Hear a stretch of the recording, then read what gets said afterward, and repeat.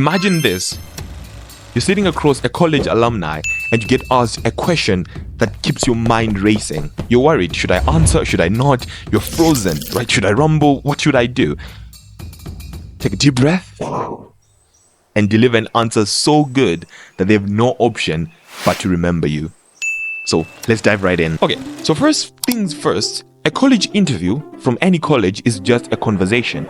It's a conversation between a prospective candidate as well as an alumni, right? The whole goal is to get to know you better. The whole goal is to express certain things that are in your application or things that you didn't include. So there's nothing to be afraid of. It's not this big interrogation. It's just exactly that, a conversation. The interview started off with a simple, iconic question. Tell me about yourself. And I knew this was a trap. This was a dead end because I suck at giving authentic answers when I get asked this question, because I tend to give robotic and rehearsed answers. But watching some of Vin's videos, highly recommend you check that guy out when it comes to communication, really helped me bring out my A game. It really helped me prepare so much for this question, because what I did was I had a rehearsed answer, a rehearsed framework that was authentic, of course, but it really showcased three things that I wanted them to see. Number one, my personality. Number two, my passions. And number three, my purpose. And this golden formula can really help you give an amazing response. The second most iconic question that is asked a lot is, what did you leave out in your application? This is a golden opportunity, guys, that you have to really utilize. Why do I say this? Because they're really asking you for things that you didn't include, a chance for you to give them more information, more ammunition, so that they can be able to support you when they make a case for you, right? So what you're going to do, if it's an in-person interview, the night before, you're going to take a piece of paper and you're going to write all the things, five top things that you didn't include in your application that you think is very crucial for people to know, right? And you're going to put them down. The night before, you're going to read through them and have them internalized in your mind so that when they ask this question, you're okay.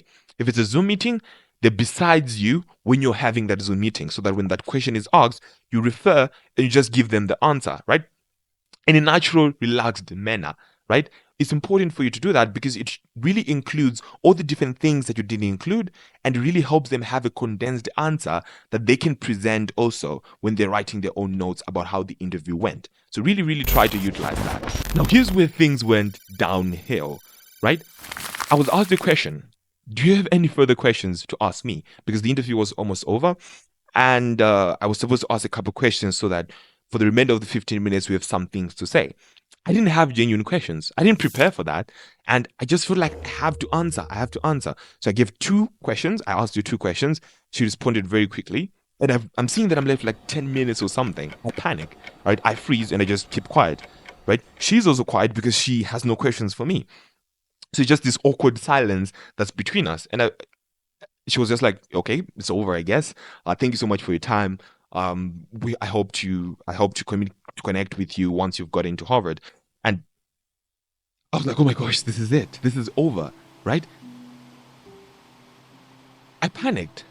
And that's normal in an interview setup. But what I could have done to make it a little bit better, what I could have done was just be authentic, be true. Tell her, I have no further questions, but thank you so much for the time that you've given me. It doesn't matter that there are 10 minutes left. I'm not a person who likes winding and going all about.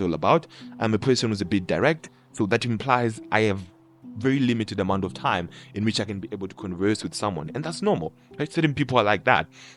So being a little bit transparent about certain things, don't just be quiet, be honest and communicate, because that's the only way you can show your true, authentic self, right? Now, one of the last pro tips, please, do not rehearse too much, right? Grab a friend, grab someone to help you prepare for the interview, but don't make it like it's scripted. Smile, be authentic, be bubbly, make it interactive, make it engaging. Don't turn it into a little question and answer, right? It's a normal conversation with your friend. Be authentic. The moment you keep on practicing over and over again, that's when you give answers that come off a little bit scripted. But if it's just normal, if it's just authentic, you know for certain that you're going to give responses that will showcase who you really are. At the end of the day, college interviews are not about impressing anyone. They're just simply about connection, telling them what you left out, right? Making them know you a little bit better and see how you're going to fit into the Harvard community or into any college community that you want to be a part of, right? So basically, that's all I had to say. My interview went a little bit better. There are a couple of things I could have improved, but overall, using these strategies helped me, and I really hope that it can help you as well. Stay calm during your next interview, and also be a little bit better during that interview. And one last thing, if there's any question that you feel like you're a little bit scared of, you don't really know how it's going to come across, put it down in the comment section below, and we'll all just gather in and help you answer that question much more effectively.